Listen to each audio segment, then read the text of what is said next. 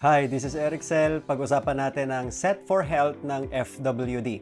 Ang Set for Health ay isang traditional life insurance plan.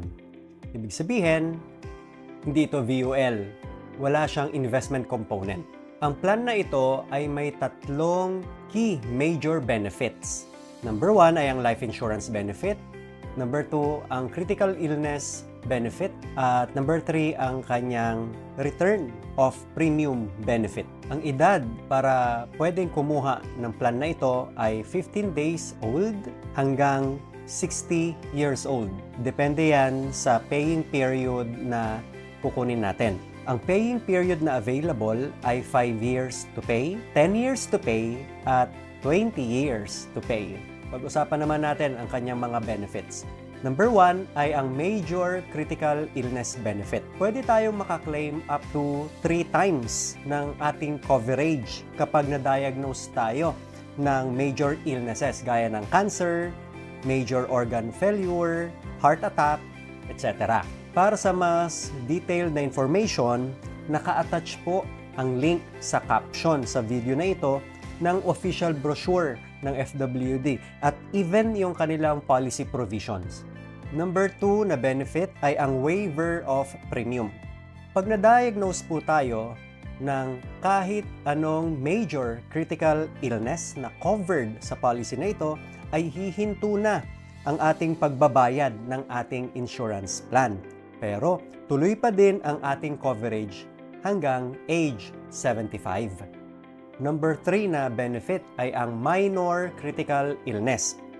Makakatanggap po tayo ng 20% ng ating major critical illness coverage kapag na-diagnose po tayo ng minor critical illness nang hindi po nababawasan ang ating major critical illness coverage. For example, ang major critical illness coverage natin ay 1 million. So 20% ng 1 million ay 200,000. So yon ang ibibigay sa atin sakaling tayo ay ma-diagnose ng minor critical illness. Take note po, ito po ay one-time claim only or lump sum. Number 4 na benefit, of course, ang life insurance o ang death benefit. Kung sakaling mag-expire na po tayo sa mundo, makakatanggap po ng pera o ng proceeds ang ating beneficiary. Magkano? Kung magkano po ang major critical illness coverage natin, yun din po yung amount na ibibigay sa ating beneficiary. Number 5, ang healthy life benefit. Ito na po yung sinabi natin kanina na return of premium. Kung sakali po na loobin ng Diyos na tayo po ay mabuhay pa ng matagal, mabuhay pa tayo ng healthy, at na-reach po natin o inabot po natin ang age 75, matatanggap po natin lahat ng hinulog po natin. Provided wala po tayong naging claim sa major critical illness. Ang tawag ng iba dyan ay baliktaya. Naging sugal. Maraming mga policyholders ang kumuha nito dahil sobra silang nagandahan sa mga benepisyo. Especially yung up to 3 times yung pwede mong maklaim doon sa major critical illness. Kaya sila kumuha nito. Pero meron akong gustong ipaintindi sa inyo na mahalagang bagay. Madalas kasi itong hindi mabigyan ng diin ng mga insurance agents. Dahilan para ma-deny ang mga claims po natin. Kaya wala po tayong choice kundi panoorin at pakinggan lang po ako. So ito po ang mga importanteng bagay na dapat po nating maintindihan. Number 1, maaari lang nating ma-avail ang up to 3 times ng critical illness benefit kung manggagaling siya sa magkakaibang grupo. Ang major critical illness po ay nahati sa iba't ibang grupo. Ang buong detalye po niyan ay nandun sa brochure at nandun po sa policy provision. Number 2 na importanteng bagay na dapat nating maintindihan, maaari lang nating maklaim ang sumunod na critical illness benefit, yung pangalawang critical illness benefit kung ang pagitan ng magkasunod na diagnosis ng major critical illness ay at least 1 taon. So sabihin mo muna dun sa critical illness mo na kumakatok, wag muna, next year ka na. Number 3 ay maaari tayong makaklaim ng 2 beses under cancer group provided ang unang diagnosis ay declared na cancer-free for at least 5 years bago yung susunod na cancer diagnosis. Number 4, kung ang unang diagnosis sa atin ay terminal illness kaagad or loss of independent existence, hindi na tayo pwedeng makaklaim ng mga susunod pa na major critical illness benefit. Number 5, ang mga claims natin ay based sa definition and conditions ng bawat critical illness na nakasulat sa policy contract. Hindi ito pwedeng base lang dun sa ating sariling definition o sa sarili nating research o sa sarili nating nararamdaman. Parang false alarm. O number 5 na importanteng bagay na dapat nating maintindihan, may mga posibilidad na ma-deny ang ating mga critical illness claims.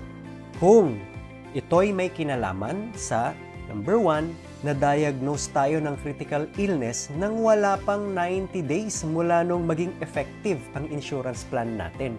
So may tinatawag na 90 days waiting period. So sa loob ng 90 days na yon, sa first 90 days, wala muna dapat claim sa major critical illness kasi hindi siya i-cover. Number 2, meron pala tayong pre-existing na condition bago tayo mag-apply ng product na ito. Pre-existing condition ay isang health condition na may tsansa na nag-exist na pala sa atin, sa katawan natin, whether alam natin o hindi. Hindi naman kasi tayo regular na nagpapa-check up tama.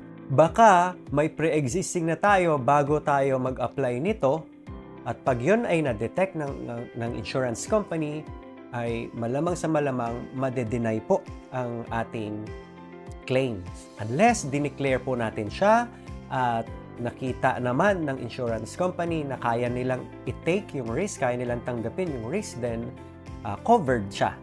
Number 3, nag-attempt tayong mag-suicide. Dahil dun sa attempt natin na yon ay nagkaroon ng major critical illness, hindi yan covered. Number 4, nag-participate tayo sa mga illegal at unlawful na mga activities. Number 5, lulong tayo sa paggamit ng droga o lulong tayo sa paggamit ng alcohol o sobrang kalasingan. Dahil sa sobrang kalasingan, nagdulot siya ng major critical illness, hindi yon covered. Number 6, kung meron tayong HIV or naka-acquire tayo ng HIV before yung critical illness. Next, kung nag-participate tayo sa war, civil war, sa matinding kaguluhan, kudita, etc.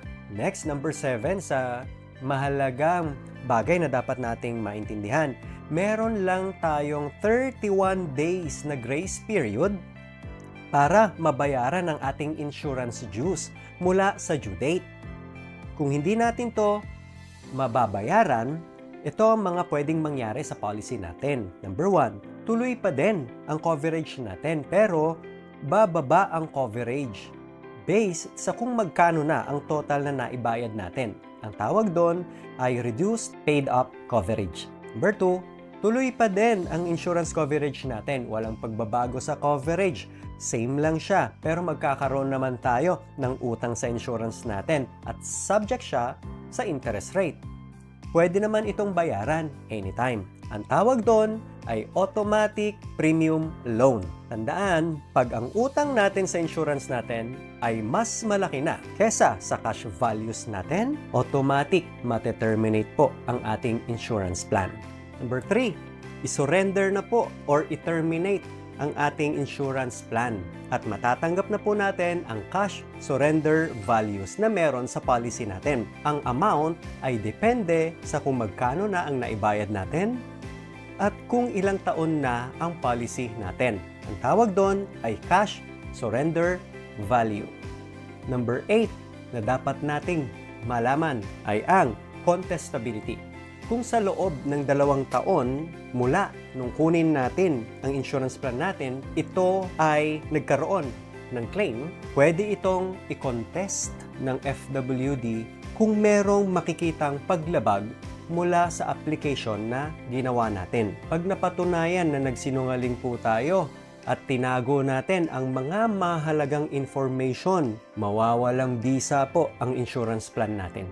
Pag-usapan naman natin ang mga advantages na personally nakita ko sa product na ito. Number 1 ay ang major critical illness benefit niya na up to 3 times ang pwedeng maklaim. Number 2 ay ang minor critical illness benefit niya na 20% na hindi ibabawas sa major critical illness benefit. Number 3, hihinto na ang pagbabayad sakaling nagkaroon ng major critical illness benefit na claim. Ang life insurance ay active pa din kahit na-claim na ang major critical illness benefit hanggang age 75. Number 5, pagkakataon na pwedeng bumalik lahat ng naihulog natin kung wala tayong magiging claim na major critical illness. I believe, kahit na may ganito tayong plan, ayaw pa din naman natin magkasakit. Mas gugustuhin pa rin naman nating mabuhay ng haba at ng malusog. So, parang balik taya lang. Sugal talaga, no? Number 6, may cash values na pwedeng mag-serve as safety net. Sakaling hindi na natin kailangan ang insurance na ito at gusto na natin i-terminate, meron po tayong makukuhang sukli kahit papano. Number 7, guaranteed ang mga benefits niya gaya ng life insurance, critical illness insurance, at ang cash values. Number 8, meron siyang exclusive reward sa mga digital products. Number 1 ay free FWD Security Bank Card. Magkakaroon ka ng bank account sa Security Bank. Libre po iyon. Number 2, unlimited free consultation sa The Medical City. Tandaan, hindi ito part ng contract. Ito ay mga freebies lang, kaya pwede po itong mabago time to time. Number 9 na advantage ay flexible ang paying period niya. Dahil pwede tayo magbayad ng 5 years, 10 years, and 20 years. Number 10, flexible ang payment mode. So, pwede natin bayaran to ng quarterly, semi-annually, or annually. At kung may advantages, meron din naman tayong nakitang disadvantages. Number 1, mas mataas ang premium nito versus other life insurance product. Therefore, hindi lahat ay kayang i-avail itong product na ito. Only those people na may consistent na extra funds ang capable kunin at i-sustain ang product na ito. Number 2, ang life insurance at ang critical illness benefit niya ay hindi flexible. Naka-package siya. Ang life at critical illness coverage ay equal. Unlike sa ibang product, pwede mong mas taasan ang life insurance coverage over critical illness coverage. Depende sa proteksyon na kailangan mo.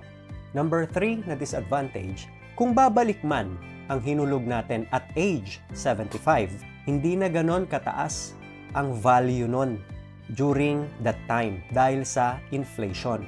Iba ang 1 million 20 years ago sa 1 million ngayon.